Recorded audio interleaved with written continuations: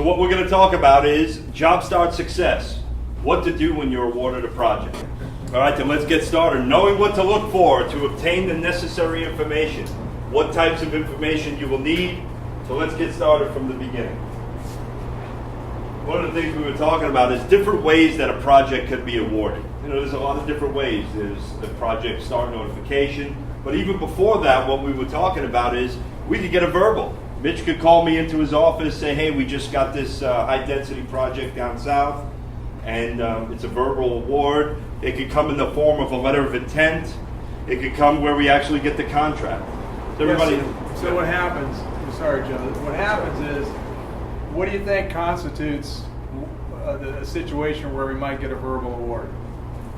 Probably with a relationship that we've had for a while, right? I mean, it's different when it's customers we've had for a long time. They're not as formal. They're not going to be as formal. They're going to pick up the phone. They're going to say it's your project. Start making preparations, and then we go down the line. A lot of times that'll be with your RVP direct, Yep. Especially if it's in an area that they've been working. Could be with an estimator that's making the deal, but they'll pick up the phone and say, get started. The next one, of course, is letter of intent, which is the norm is probably the letter of intent that we'll get early, that will get you guys going. It's easy for the contractor to get out quickly. It gives you some marching orders that tell you what to do. And as you guys, the last one, we did put it up here. This has happened like twice, right? Twice, Joe? not twice. That where we actually got, we're hiring you and you're going to have the contract tomorrow. It has happened. It has happened, but it's not very often. We had back in the day with First Florida, they had it so structured with us. Right. The first thing we know about the job, they already kind of priced it for us and sent us a contract. Yeah, we get the contract in the mail.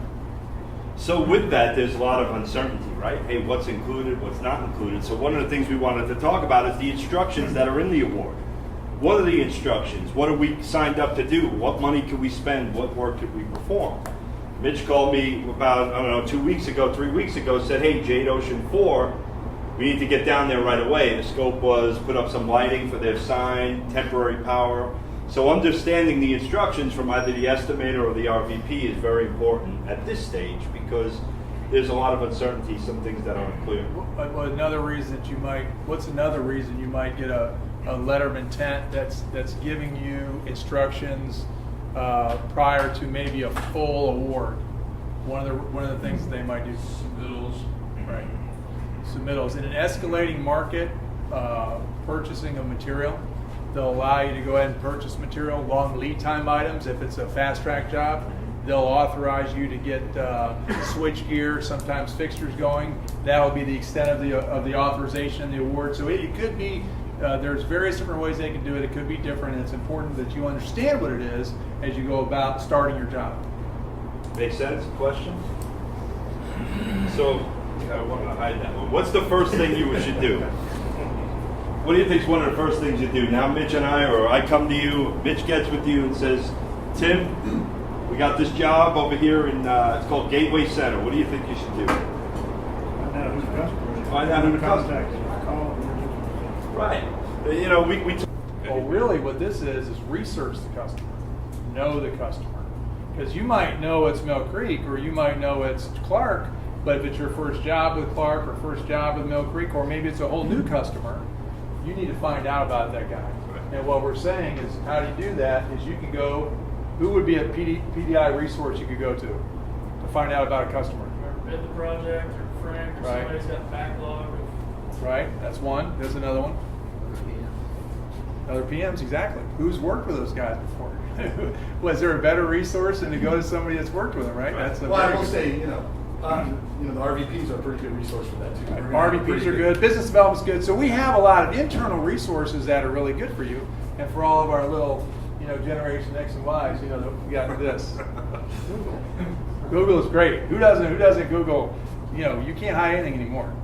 Remember that. You can't hide anything anymore. So it is good to Google the company and any information you may be able to find on the customer that you've been, when you guys are awarded a job, and all you guys in here know this, if Joe or Mike or Steve or somebody walks up and says, here's a $5 million, here's a $10 million deal that you're going to be working on for 2 years, that's a pretty big commitment, right? So don't you want to know who you're in the next couple of years for? A financial relationship with a lot of high pressure and great risk? Absolutely. Do the research. And then, like Tim said, once you got that research, a little bit of history about the customer, it'd be nice to contact them immediately. This is important. I can't tell you, the customers love it. When they, in a lot of cases, and I know some of you guys have been there, they'll actually have us announce our team prior to award. So they'll Right. say, okay, I want to give you this job. We're considering you. Who is your team? So then we'll go to Joe or Mike or whoever's the job is and say, who are you proposing if we happen to get this job? They'll look at workload. They'll say, I'm going to use Kevin with Mike Waskey as my super. We'll then give those resumes to our client, and then that's who they will expect to be on the job. Oftentimes that doesn't happen, especially with our relationships that we've had a long time.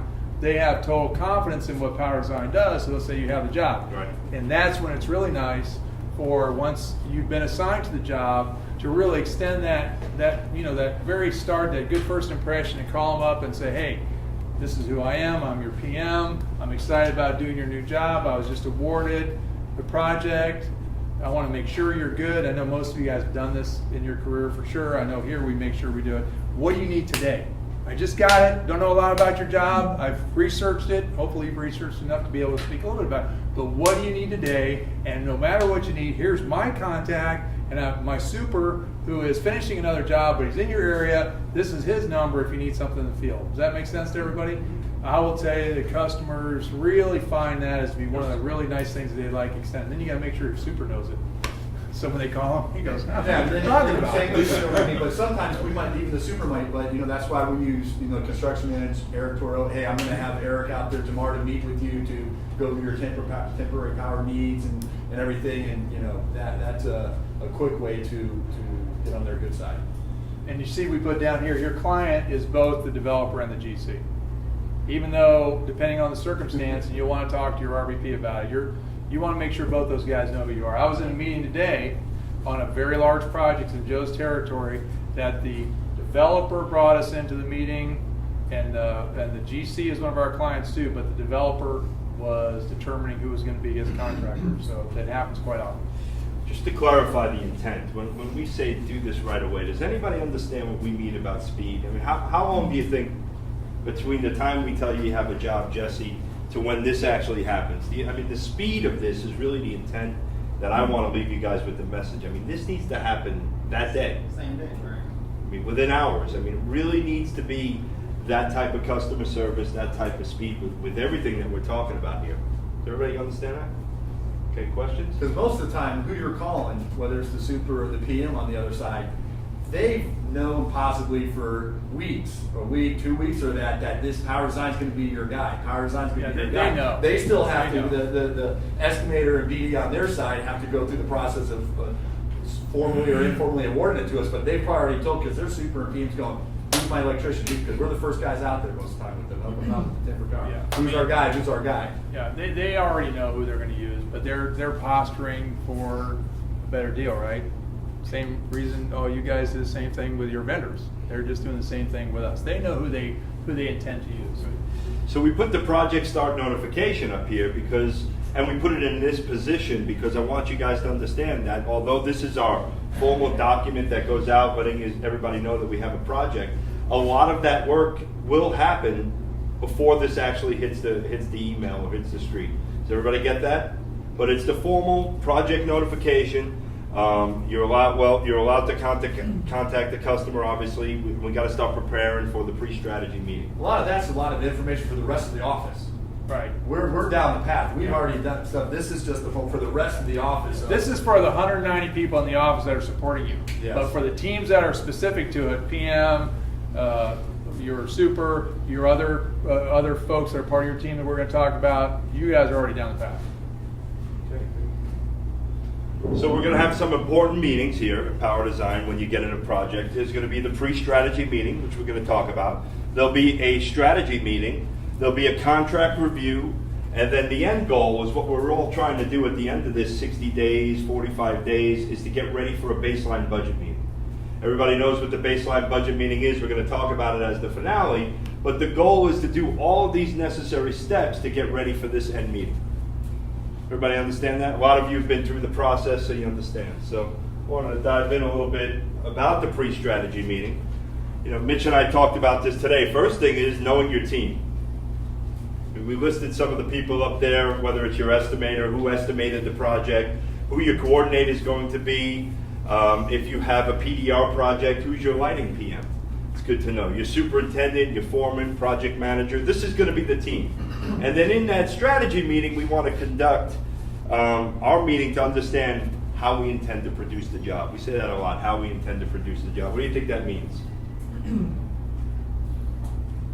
Get our plan together. certain steps, there's certain types of